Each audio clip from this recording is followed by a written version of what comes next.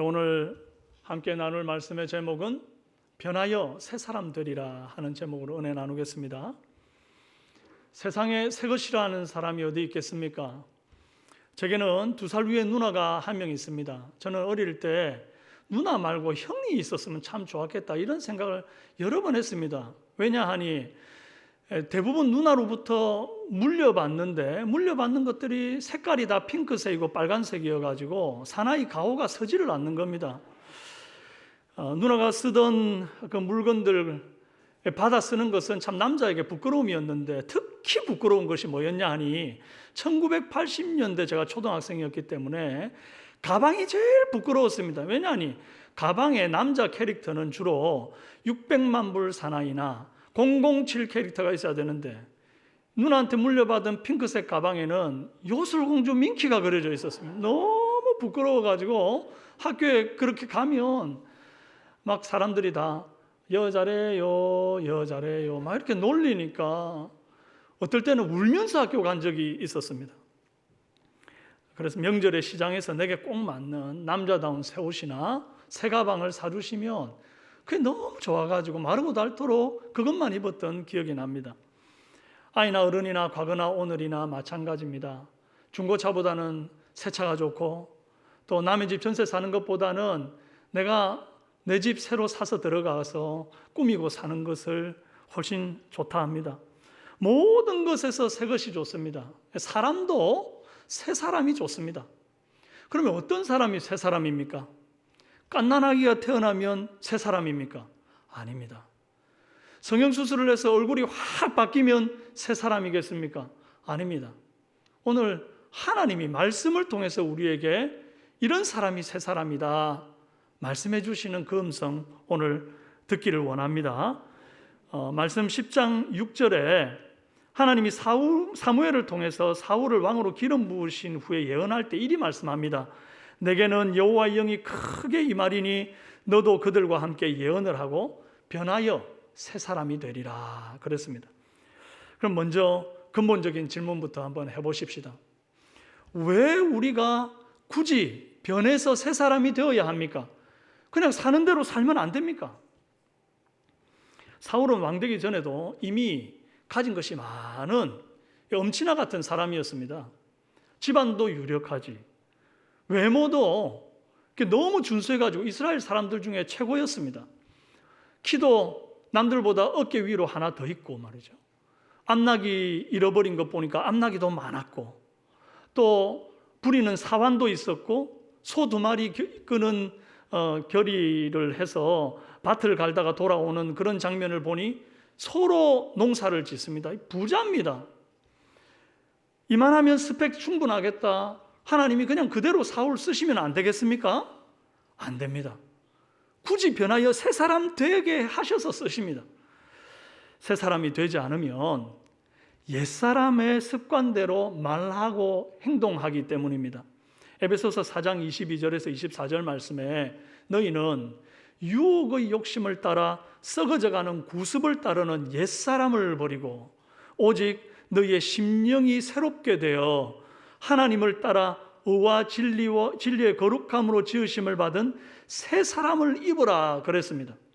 여러분, 새 사람을 입지 않으면 다 헌사람, 옛사람입니다. 옛사람은 집안이 아무리 유력해도 외모가 아무리 출중해도 돈이 많고 부유해도 그 하는 행사가 다 한결같은데 썩어져가는 구습을 따르는 그런 모습입니다. 하나님은 그 존재가 어떠신 분인가 하니까 아침마다 새롭고 늘 새롭고 성실하신 분이시거든요. 그런데 이런 하나님이 어떻게 구습을 따르고 그 죄악된 썩어질 것들을 따르는 구닥다리 같은 사람하고 함께 일을 하겠습니까? 그러니 사울같이 세상 다 가진 것 같은 사람도 반드시 변하여 새 사람 되어야만 하나님의 쓰심에 합당하게 되는 것입니다. 그렇다면 새 사람은 어떤 사람입니까? 바로 다른 사람이 되는 것입니다. 새 사람으로 번역된 레이시 아헤르라는 단어는 another man, 다른 사람, be transformed man, 변화된 사람을 의미합니다. 그러니까 내가 나를 봐도 와, 나 너무 많이 변한 것 같아. 몰라보게 변한 것 같아. 그런데요, 내가 나 변했다고 남도 나를 변한 것으로 인정해 주는 것은 아니지 않습니까? 그러니까 이건 완전하지가 않아요. 어디까지 가야 되느냐? 남도 나를 볼 때, 와, 저 사람 내가 알던 그 사람 맞나? 너무 변했다. 몰라보겠다. 이렇게 되어야 그 사람이 진짜 변한 겁니다. 획기적인 변화죠. 전에는 말이 거칠고 생각이 독하고 행동이 모질었던 사람이 이제는 180도 변해가지고 따뜻하고 온유하고 인자하고 기다려줄 줄 알고 사랑의 사람이 되는 겁니다. 그러면 어떻게 해야 새 사람, 다른 사람이 될 수 있습니까? 첫째로 새 마음을 받아야 합니다. 많은 사람들이 새 사람 되기 위해 필요한 것을 돈을 받아야 된다고 생각합니다. 나도 돈만 좀 있어봐라 그러면 내가 얼마든지 약한 사람도 없고 나도 착한 일 많이 하면서 새 사람처럼 살 수 있다. 나도 좀 품위도 좀 지키고 여유롭게 나도 얼마든지 새 사람처럼 살 수 있다. 또 어떤 사람은 외모를 바꾸어서 다이어트로 살을 쏙 빼고 보톡스를 맞아서 주름을 피고 얼굴을 성형수술을 해가지고 그렇게 하면 자신감이 확 올라오고 남들이 나를 볼 때도 예쁘다고 막 칭찬을 하고 이전에 어떤 대우를 해주고 그래서 새 사람 될 거라고 생각하는 사람들이 있습니다. 방학 때만 되면요, 이 대한민국의 성형외과가 예약이 꽉 차가지고 1년 전에 예약을 해야지 된답니다. 어떤 사람들은 나를 아는 사람이 한 명도 없는 곳으로 이사를 가거나 이주를 해서 새롭게 출발하면 새 사람 되겠다는 사람도 있습니다. 또 어떤 사람들은 그냥 마음먹기에 달린 거지. 내가 나는 앞으로 새 사람이야. 난 앞으로 다른 사람처럼 살아보겠어. 그렇게 마인드 컨트롤 하면 얼마든지 새 사람 될 거라고 말하는 사람들도 있습니다. 그런데 하나님은 그렇게 말하지 않습니다. 옛사람을 버리고 새 사람 되는 유일한 방법을 말씀으로 우리에게 알려주셨어요. 그게 아까 에베소서 4장 22절 말씀에 옛사람 버리고 24절 말씀에 새 사람 입으라. 근데 그 사이에 끼어 있는 23절 말씀에 옛사람을 버리고 새 사람을 입을 수 있는 유일한 비결이 기록되어 있는데요. 그게 바로 오직 너희의 심령이 새롭게 되어 라고 되어 있습니다. 뭐 해야 돼요? 심령이 새롭게 돼요. 오직 그거 말고는 방법이 없는 거죠. 심령이 새롭게 된다는 것은 곧 마음이 새 마음 된다는 거예요. 근데 이 새 마음 된다는 것이 말이 쉽지, 뭐 내가 새 마음 먹어야지 그런다고 새 마음이 그냥 먹어집니까? 그렇게 밥 한 공기 뚝딱 먹는 것처럼 먹어질 것 같으면 우울증 환자가 왜 있으며 뭐 공황장애라고 하는 현대인의 흔한 병이 왜 존재합니까? 그냥 한 그릇 뚝딱 먹듯이 새 마음 먹고 난 이제부터 용감하게 이제는 우울증 벗고 내가 그렇게 살아야지 그래갖고 마음 먹어지면 되는데 안 되는 거거든요. 그게 안 돼서 문제인 거거든요. 별것 아닌 것 같은 그 마음 하나 먹는 것도요, 하나님이 주시지 않으면 먹을 수가 없는 것입니다.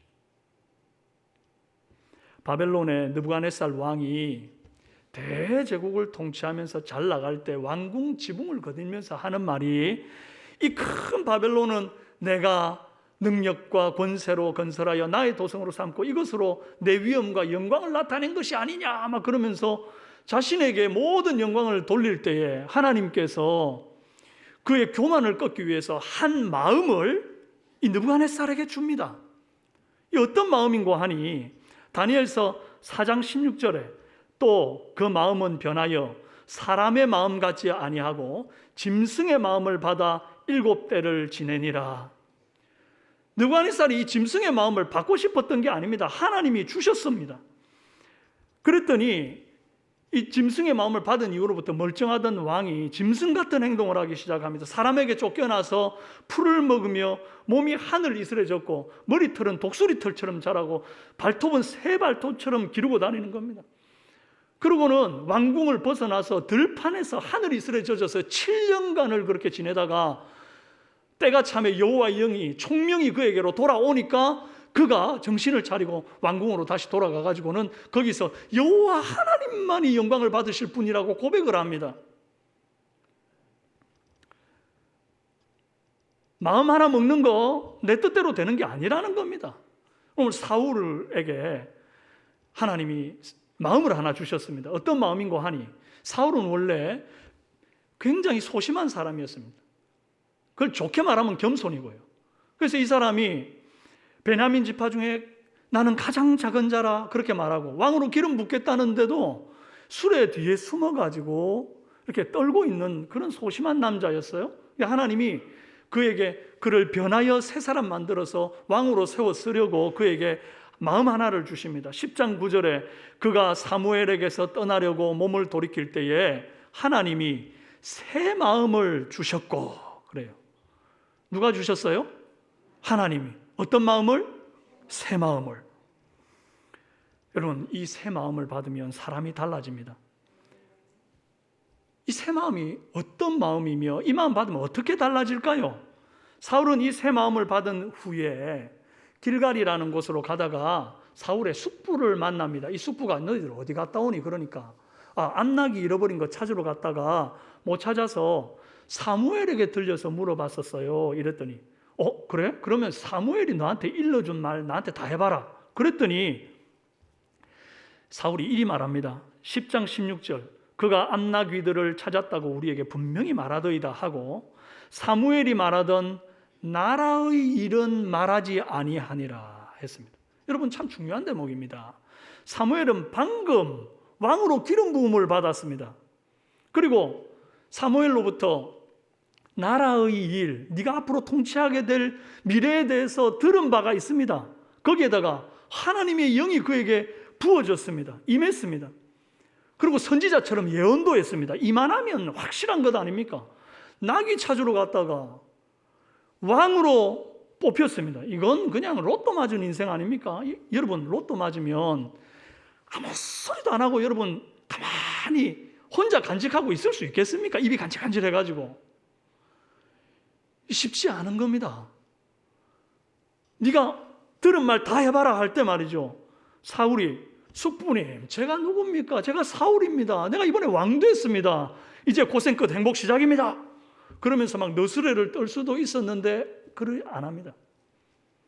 또 숙부님 제가 이번에 왕이 되었습니다. 그런데 숙부님은 국물도 없습니다. 숙부님이 저한테 해준 게 도대체 뭡니까? 그러면서 교만하여 타인을 하대하여 보지도 않았습니다. 신중했습니다. 경솔하지 않았습니다. 왕 됐다는 말을 뒤로 감추고 조용히 길갈로 묵묵히 걸어갑니다. 여러분 새 마음을 품은 사람은 들뜨거나 교만하지가 않습니다. 신중하고 겸손합니다.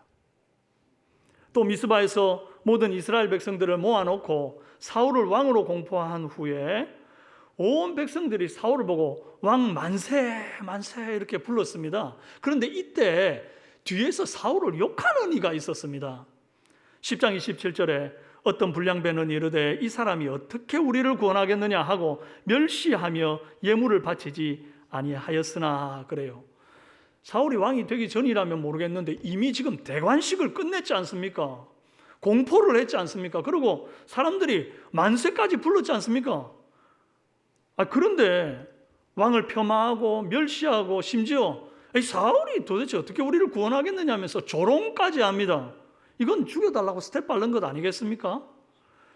1934년 12월에 스탈린의 명으로 소련 공산당 내의 불순분자에 대한 피의 숙청이라는 것이 시작되었습니다. 그때 4년 동안 숙청된 사람이 1200만 명에 달합니다. 그 중에 처형된 사람의 수만 100만 명, 수용소에서 죽은 사람의 수가 200만 명입니다. 중앙위원회도 예외가 없어서 130명의 중앙위원회 가운데 98명이 색출되어 가지고 처형을 당했습니다. 스탈린이 살아있는 동안 계속 이 피해 숙청이 진행이 되었는데 희생자가 총 1000만 명에 가량에 육박합니다.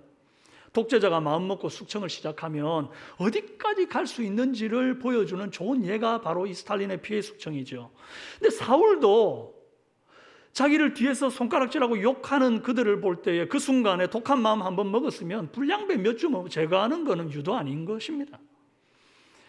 그냥 다 색출해서 피해 숙청을 하고 말이죠. 사울 만세를 부르는 자기를 따르는 사람들과 이스라엘을 다시 한번 재건하겠다 하고 나섰어도 됐는데 사울은 그들을 향하여 잠잠하더라라고 기록되어 있습니다. 어째서 권력을 가지고 힘을 가지고도 멸시하는 자들을 향해서 잠잠할 수 있었을까요? 그들을 용납하고 수용하는 힘이 어디에서 나온 걸까요?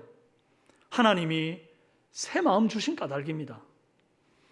나중에 사울이 왕이 되어서 암몬과 첫 전쟁에서 대승을 거두고 돌아오는 날에 그들을 따르던 자들이 뭐라 그러냐니까, 야, 그때 뒤에서 사울 욕하면서 사울이 어떻게 우리를 구원하겠느냐 했던 그 사람들 다 잡아내서 지금 사울왕 앞에서 지금 죽여버리겠습니다. 그러니까 그때 사울이 이리 말합니다. 11장 13절에 이날에는 사람을 죽이지 못하리니 여호와께서 오늘 이스라엘 중에 구원을 베푸셨습니다. 내가 아니라 여호와께서 구원을 베푸셨는데 어떻게 사람 죽이겠니? 굉장히 겸손하고 굉장히 부드럽게 말을 합니다. 그러면서 반대자들까지도 포용하고 너그러이 용서해요. 여러분, 사울이 받은 새 마음은 눈에는 눈, 이에는 이 하는 독한 마음이 아니었습니다. 나를 멸시하는 자까지도 품을 수 있는 넓은 마음, 나를 미워하는 자까지도 이해하는 그런 사랑의 마음, 부드러운 마음이었습니다. 에스겔서 11장 19절 20절 말씀에 보면 내가 그들에게 한 마음을 주고 그 속에 새 영을 주며 그 몸에서 돌 같은 마음을 제거하고 살처럼 부드러운 마음을 주어 내 율례를 따르며 내 규례를 지켜 행하게 하리니 그들은 내 백성이 되고 나는 그들의 하나님이 되리라. 이리 말씀하고 있습니다. 그럼 먼저는 돌처럼 딱딱한 마음을 제거하는 게 먼저입니다. 완악한 심령, 화인 맞은 양심 같은 화석화된 딱딱해서 도저히 내 능력으로는 이걸 빼낼 수 없는 그런 마음들, 독한 마음, 그런 것들을 먼저 하나님이 제거해 주십니다. 그러고는 살처럼 부드러운 마음을 주십니다. 여러분, 이 살처럼 부드러운 마음이라는 게 뭘까요? A heart of flesh. 그래서 이 말 그대로 살, 여러분, 이 살 같은 마음입니다. 왜 하필이면 그 많고 많은 부드러운 것 중에서 이 살처럼 부드러운 마음일까요? 여러분, 요즘 모기 참 많지요. 모기가 살짝 여러분 살에다가 탁 하고 물면 얼마나 간지럽습니까? 바로 약 발라야 되지 않습니까? 호랑이 연고 같은 거. 또 신발에 조그마한 돌멩이 하나 들어가도 그게 머들머들 거려가지고 가던 길을 멈추고 흙을 털어내야 되지 않습니까?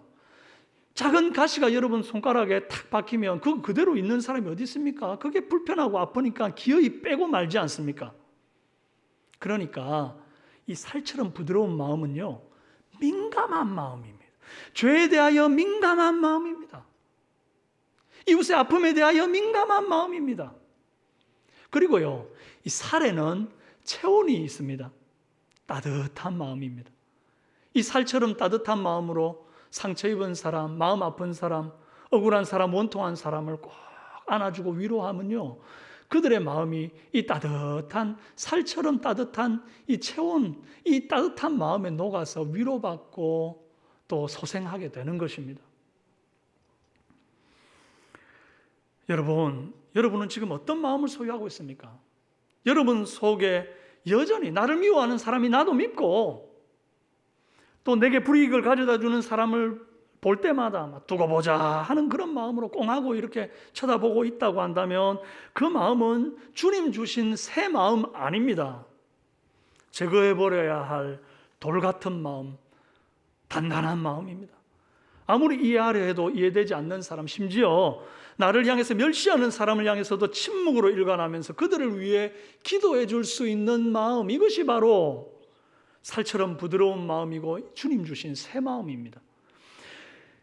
여러분, 이 마음의 절정, 이 마음의 본을 보여주신 분이 바로 우리 예수님이세요. 예수님이 당신을 향해서 저기 남은 구원하면서 자기는 구원하지 못한다고, 너 십자가에서 내려와 봐라, 너를 구원해 봐라 막 그러면서 손가락질하고 침을 뱉고 뺨을 때리고 홍포를 입혔다가 또 그것을 나누어 가지고 가위바위보 제비 뽑아서 그것을 가지려고 한 유치한 자들을 향해서 주님이 뭐라 하시는가 하니까 누가복음 23장 34절에서 예수께서 이르시되 아버지 저들을 사하여 주옵소서 자기들이 하는 것을 알지 못함이니이다. 독한 마음 먹고 하늘에서 그냥 천군 천사를 내려다가 싹 그냥 제거해 버리는 게 아니고요. 아버지 저들의 죄를 사하여 주옵소서. 알지 못해서 하는 짓입니다. 그러면서요 죄인들을 감싸 안으셨습니다. 그 부드러운 마음으로 정말 냄새나는 저와 여러분, 죄인인 우리들을 우리 주님께서 십자가 위에서 감싸 안지 않으셨다고 하면 지금 우리 이 자리에 나올 수가 없습니다. 주님은 저와 여러분이 다른 마음 말고 이 마음 품어야 된다고 말씀하십니다. 너희 안에 이 마음을 품으라 곧 그리스도 예수의 마음이니. 한마디로 저와 여러분이 품어야 할 이 새 마음은 곧 그리스도 예수의 마음입니다. 하나님이 이 마음을 저와 여러분에게 선물로 주셨고 이 마음을 품은 우리가 새 사람 되는 것입니다. 여러분 우리가 변하여 새 사람 되려면 둘째로 여호와의 영이 임해야 합니다. 이스라엘 역사상 처음으로 왕을 세우는 순간입니다. 사무엘이 기름병을 가져다가 사울에게 부으면서 왕위를 수여하는 기름 부음의 예식을 치렀습니다. 사무엘상 10장 1절에 이에 사무엘이 기름병을 가져다가 사울의 머리에 붓고 입맞추며 이르되 여호와께서 내게 기름을 부으사 그의 기업의 지도자로 삼지 아니하셨느냐. 여러분 이 기름 부음에 쓰인 기름이 아무 기름이나 막 쓰는 게 아닙니다. 이게 하나님께서 특별히 제조법을 알려주신 관유라고 하는 특별한 기름이에요. 이게 몰약, 육개, 창포, 계피에다가 감람유까지 섞어가지고 만든 굉장히 특별한 기름인데 이건 아무 때나 붓는 게 아니고 성물을 거룩하게 구별하거나 제사장과 선지자를 거룩하게 구별할 때만 썼던 것인데 이것을 드디어 이스라엘의 초대 왕에게 붓게 된 것입니다. 얼마나 의미 있습니까? 그런데요, 이 관유가 사울의 머리에 부어졌다고 해서 사울이 왕다워진 것은 아니었습니다. 하나님 쓰시기에 합당해진 것은 아니었습니다. 정작 사울에게 달라진 것은 기름 부은 머리 위에 기름 부어졌다는 것 말고는 별 차이가 없는 거예요. 한 가지 더 부어져야 되는 것이 있었는데 그것이 바로 여호와의 영이었습니다. 10장 6절에 내게는 여호와의 영이 크게 임하리니 너도 그들과 함께 예언을 하고 변하여 새 사람이 되리라. 여호와의 영이 크게 임하리니 변하여 새 사람 되리라. 아까 관유를 기름 부어가지고 기름 부음의 예식을 통해서 새 사람 됐을 것 같으면 뭐 때문에 지금 여호와의 영이 임해서 새 사람 된다고 또 말씀하십니까? 몹시 중요한 말씀이에요, 여러분. 기름 부음의 예식이 새 사람 되게 하는 게 아닙니다. 여기 권사님, 장로님들 계시고 목사님들 다 있고 저 역시도 목사지만 여러분 권사 임직식 받고 집사, 장로, 목사 안수식 받고 그랬다고 해서 새 사람 되는 것이 아닙니다. 그래서 새 사람 될 것 같았으면 기독교인들 중에 욕 얻어먹을 사람이 어디 있습니까? 그런데 맨날 뉴스에 나오는 사람들 보면요 직분자들이에요. 또 목사님들도 많아요. 어떻게 된 겁니까 도대체? 직분은 받았을 때 하나님의 영으로 부음받지 못했기 때문이라고 저는 생각합니다. 요한복음 3장 5절에 예수께서 대답하시되 진실로 진실로 내게 이르노니 사람이 물과 성령으로 나지 아니하면 하나님 나라에 들어갈 수 없느니라. 두 가지가 부어줘야 된다는 거예요. 여러분 물세례 받으셨습니까? 끝이 아닙니다. 하나 더 받아야 되는데 바로 하나님의 영, 성령이 부어져야 합니다. 하나님의 영이 사울에게 임했을 때 사울이 선지자들과 함께 예언을 했습니다. 그것을 본 사람들이 깜짝 놀라가지고 기스의 아들이 도대체 이게 무슨 일이 일어났느냐? 사울도 선지자 중에 있느냐? 야, 얘가 지금 사울 맞니? 도대체 그 아버지가 누구니? 너무 변해가지고 사람들이 이런 얘기들을 합니다. 주위 사람들이 착각할 정도로 확 달라졌어요. 완전히 새 사람 됐어요. 여러분, 하나님의 영은 시시한 분이 아닙니다. 그래서 그 하나님의 영이 임하면요 과거에 살던 모습 그대로 살 수가 없습니다. 옛날에 짓던 죄, 옛날에 하던 욕, 더러운 습관들 그걸 그대로 하는데 여호와 영이 임했다라고 주장하는 사람은 어쩌면 자기 혼자 착각하는 건지도 모릅니다. 여호와의 영이 임하면요, 자동으로 변화는 따라오게 되어 있습니다. 욕을 입에 달고 달던 사람이 막 욕을 저련히 끊고, 자기 마음에 안 맞으면 무례하게 큰 소리 치던 사람이 예의 바른 말을 하고, 남의 일이라면 옆에 사람이 죽어나가도 관심 없던 사람이 이제는 이웃의 아픔에 관심을 갖고 그들을 위하여 작은 손이라도 내밀어주는 사람, 이렇게 되는 것이 정상입니다. 그래서 여러분을 보고는 사람들이 하는 말이 내가 알던 그 사람 맞나? 그러면서 혹시 목사님 아닙니까? 혹시 장로님 아닙니까? 이런 말을 듣는 게 정상입니다. 서로 한번 좌우로 인사해 봅시다. 혹시 목사님 아니십니까? 혹시 장로님 아니십니까? 그러니까 이제 우리 권사님들이 할 말이 없네요. 그죠? 옆에 권사님 다시 한번 합시다. 권사님 아니십니까? 시간은 가지만 집사님들 서운하실까봐 집사님 아니십니까? 여러분이 말 안 했는데, 여러분 시장에서 물건 사다가 사람들이 혹시 권사님 아니세요? 이런 소리 듣는 게 정상이라는 겁니다. 남자분들은요, 뭘 하다 보면 공동체에서 뭘 열심히 하다 보니까 혹시 장로님 아니십니까? 뭐 이런 소리 들어야 된다는 겁니다. 우리 성도님들은 어디 가나 표가 나는 사람, 나중에 저 교회 다니는데요, 그런데 네가 교회 다니나? 이런 소리는 안 들어야 될 것 아닙니까? 오히려 말도 안 했는데 여러분을 보고 그리스도인 티가 팍팍 나가지고 여러분들에게 먼저 묻는 역사가 있는 그런 우리 삼성교회 성도들 다 되시기 바랍니다. 사울이 기름 부음 받고 하나님의 영이 임한 사건, 이게요 10장의 단회적인 사건으로 끝나지가 않습니다. 사울이 대관식을 마치고 얼마 지나지 않아서 암몬 군사들이 쳐들어와 가지고 이스라엘을 괴롭힙니다. 얼마나 이 군대가 막강하게 보였는지요. 이 야베스 사람들이 아예 두려워서 싸울 엄두를 못 내고 우리를 살려주면 우리가 당신들 섬기겠습니다, 이리 말합니다. 그랬더니 이 암몬 사람들이 얼마나 독한 사람들인지, 내가 너희 오른쪽 눈을 다 빼어버리고 나서야 언약해 주겠다, 이리 말을 합니다. 얼마나 모욕적입니까? 그런데 이 모욕적인 말을 듣고 누구 하나 일어나서 용감히 싸우겠다는 사람이 없습니다. 전부 다 두려워서 벌벌 떨고 울고 있어, 큰 소리로 울었다 했습니다. 이때 이런 사실을 전혀 알지 못했던 사울이 소 2마리로 밥 깔다가 이제 집으로 돌아오는 길에 전령을 만납니다. 그리고 그 전령을 통해서 길앗 야베스가 만난 그 비통한 소식을 딱 듣고 난 다음에 즉각적으로 말씀이 이리 됩니다. 11장 6절에 사울이 이 말을 들을 때에 하나님의 영에게 크게 감동되매 그의 노가 크게 일어나, 그래요.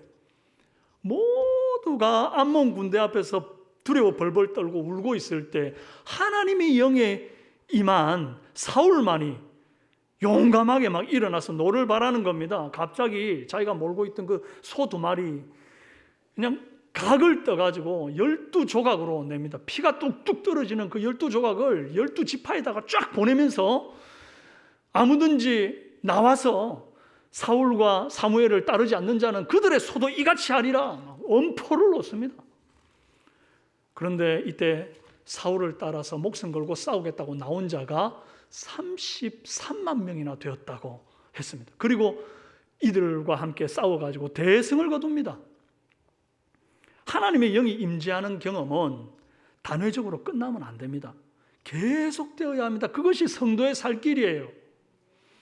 만약 10장에서 여호와 영이 한 번 임하고 그걸로 끝인 거예요. 예언하고 막 선지자처럼 예언하고 끝난 거예요. 암몬 자손이 쳐들어왔는데 여호와 영이 사울에게 임하지 않으면 도대체 누가 이스라엘 백성들을 이끌고 전쟁을 할 것이며 그들을 암몬 자손의 손에서 구원해낼 것입니까? 사울에게 여호와의 영이 임했다라고 할 때 사용했던 이 여호와의 영이 임했다는 말은 삼손에게 여호와의 영이 임했다 했던 말과 동일한 말입니다. 삼손에게 여호와의 영이 임하면 평범했던 그 사나이가 갑자기 힘을 발휘하면서 사자를 찢는데 염소 새끼 찢듯이 찢고 나귀 턱뼈 하나로 1,000명을 도륙하고, 그래서 블레셋 사람들의 손에서 이스라엘을 구원해냈지 않습니까? 그런데 그가 들릴라라고 하는 여자한테 집요하게 유혹받는 바람에 나중에 머리털이 밀리고 나니까 하나님의 영이 그를 떠나버립니다. 사사기 16장 20절에 들릴라가 이르되 삼손이여 블레셋 사람이 당신에게 들이닥쳤느니라 하니 삼손이 잠을 깨며 이르기를 내가 전과 같이 나가서 몸을 떨치리라 하였으나 여호와께서 이미 자기를 떠나신 줄을 깨닫지 못하였더라.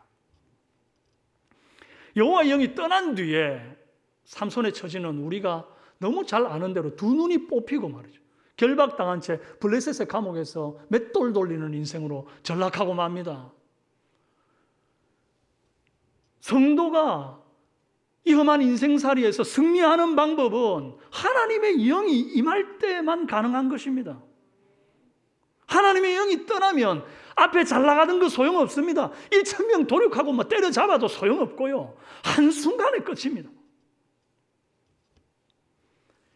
이는 비단 사울에게만, 삼손에게만 해당되는 얘기가 아닙니다. 오늘 저와 여러분도 인생이 그리 녹록지 않지 않습니까? 한 고비 넘기고 나면 다시 한 고비가 밀려오잖아요.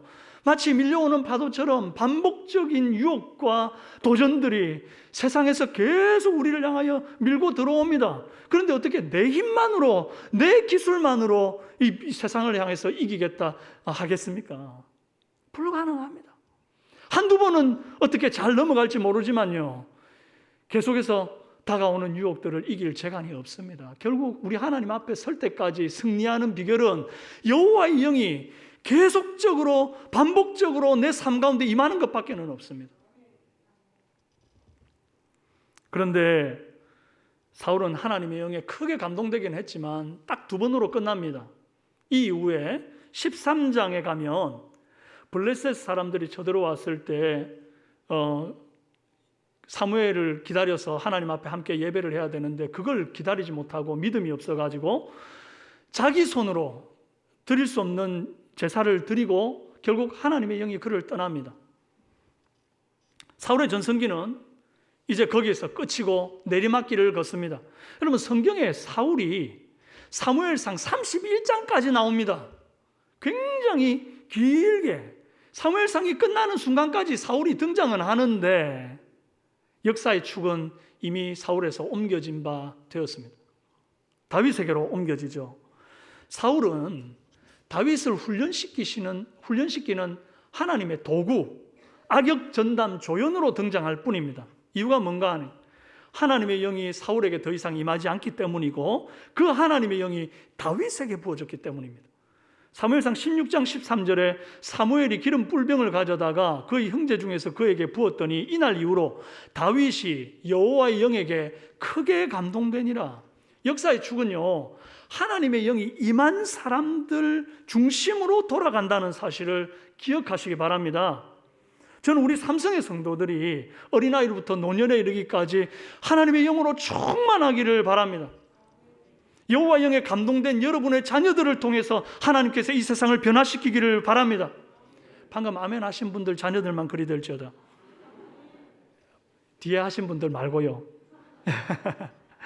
여러분, 하나님의 영에 감동된 여러분들을 통해서 여러분들의 직장과 가정이 변화되기를 바랍니다. 마지막으로 하나님의 영이 임하여 새 사람 된 자가 경계해야 할 것이 있습니다. 바로 영적인 교만입니다.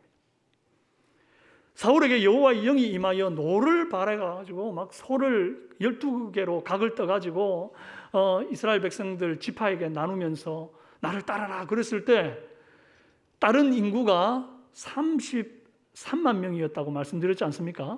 그런데 이 33만 명이 그냥 덜렁덜렁 이렇게 따라 나선 게 아니었습니다. 보니까 그들 위에 뭔가 임한 것이 있다고 성경이 기록하고 있어요. 11장 7절 말씀에 여호와의 두려움이 백성에게 임함에 그들이 한 사람같이 나온지라. 여러분, 이 당시 이스라엘에는 철공이 없었어요. 철공이 뭐냐 하니 대장장입니다. 이 블레셋 사람들이 이스라엘에 대장장이가 있으면 칼이나 창을 만들어가지고 자기들과 싸움하게 될까 겁이 나서 한번 쳐들어왔을 때 대장장이를 싹 죽이거나 잡아갔었습니다. 그래서 이스라엘 사람들이 농사를 할 때 삽이나 도끼나 이런 쇠 채찍 같은 것들을 벼르려고 하면 이스라엘에는 그 사람이 없어서 블레셋에 내려가서 그들에게 눈치 보고 사정해가지고 겨우 그걸 벼려서 올라와서는 농사를 지었거든요. 그러니까 지금 이 33만 명이 모였다는 것이 무기도 하나 제대로 가지지 않고 농기구 들고 왔다는 겁니다. 무슨 용기가 생겨서요? 하나님께서 그들에게 두려움을 부어주셨기 때문에 그렇게 되었다는 거예요. 그런데 여러분, 참 이상한 것 아닙니까? 그들에게 사울과 사무엘을 따르지 않는 자는 이 소처럼 되리라 그러면서 엄포를 놓은 건 사울이었습니다. 그러면 사울의 두려움이 백성에게 임함에 그래야 되는 것 아닙니까? 아니면 피 뚝뚝 떨어지는 그 소 조각들을 보고 두려움이 임했으면 소를 보고 그 두려움이 임함에 이래야 되는 것 아닙니까? 그런데 그러지 않습니다. 여호와의 두려움이 백성에게 임함에. 여러분, 하나님이 역사하지 않으면 우리는 아무것도 아닙니다. 이 전쟁은 하나님이 다 해놓으신 전쟁이었습니다. 사울은 비록 하나님의 영이 임해서 누구보다 앞장서기는 했지만 그 역시 하나님이 해놓으신 밥상에 밥숟가락 하나 얹은 겁니다. 하나님이 33만 명을 다 동원해놓고 거기다가 사울 밥숟가락 하나 얹었다고요. 그래서 우리는 교만할 수가 없습니다. 오늘날 영적 교만에 빠진 성도가 많습니다. 하나님의 영이 자기에게 임했다고 말이죠.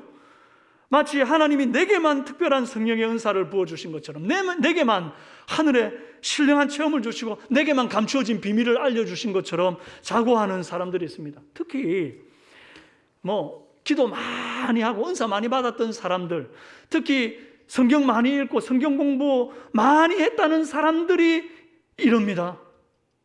우리 교회는 없습니다. 제가 알기로 우리 교인들은 다 겸손합니다. 할렐루야. 하나님의 영이 임한 자는 겸손합니다. 날마다 주의 임재를 경험하면서도 자고하지 않고 겸손히 주님의 역사를 이루어가는 저와 여러분 되시기를 바랍니다. 사랑하는 여러분, 여러분은 지금 변하여 새 사람 되셨습니까? 새 사람 되려면 첫째로 새 마음 받아야 한다 했습니다. 새 마음, 어떤 마음이죠? 살처럼 부드러운 마음이에요. 그 마음은 곧 그리스도 예수의 마음입니다. 죄에 대하여, 사랑에 대하여, 영혼 구원에 대하여 민감한 마음입니다. 부드러운 마음입니다. 독한 마음, 모진 마음은 다 걷어내버려야 할 것들입니다. 그런 건 성도에게 필요 없습니다. 이 그리스도의 마음, 이 새 마음 품어서 새 사람 되는 저와 여러분 되시기를 바랍니다. 동시에 새 사람 되려면 둘째로 하나님의 영의 임재로만 가능하다 했습니다. 집안이 유력해도, 외모가 출중해도, 돈 많고 부유해도, 지금 그래서 남부럽지 않게 살고 있어도 여호와의 영의 임재가 그쳐 있다면 그 사람은 참 딱하고 딱한 사람입니다. 주님의 임재를 사모하되 단회적인 임재의 기쁨으로 만족하지 말고요, 내주하시는 성령이 날마다 내 속에서 충만하시기를 기도하시기 바랍니다. 여러분, 구약시대는 삼손에게 여호와 영이 임했다가 떠나고 사울에게 임했다가 떠나는 것처럼 그렇게 했지만 이 신약시대는 그렇게 왔다가 갔다가 하시는 분이 아닙니다. 그분은 보혜사가 되셔서 우리 안에 임재하시고 내주하십니다. 그런데 문제는 이 성령님께, 이 하나님의 영에게 주도권을 내어드리지 않고 맨날 모든 중요한 결정은 내가 다 해버리니까 하나님이 내 안에서 마음껏 일하시지를 못하는 겁니다. 여전히 마치 내가 변화되지 않은 사람처럼 새 피조물이 되었다 말은 하는데 옛 습관을 따르고 언어도 바뀌지 않았고 행동도 바뀌지 않았어. 그래서 내가 교회 다닌다 그러면 네가 교회 다니나 이런 소리나 듣고 이래서는 안 되는 것입니다. 여러분, 우리 안에 거하시는 성령님, 내주하시는 성령님을 근심시키지 마시고 항상 성령의 충만함을 입기 위하여 간구하시는 저와 여러분 되시기를 바랍니다. 주님의 임재를 사모하고 갈망하고 그분의 임재가 있을 때만 우리의 인생이 승리하는 인생이 될 줄로 믿습니다. 우리 모든 삼성의 성도들이 새 마음 받고 여호와의 영으로 충만하여 이 세상을 넉넉히 이기는 큰 은혜 있기를 주님의 이름으로 축원합니다. 기도하겠습니다.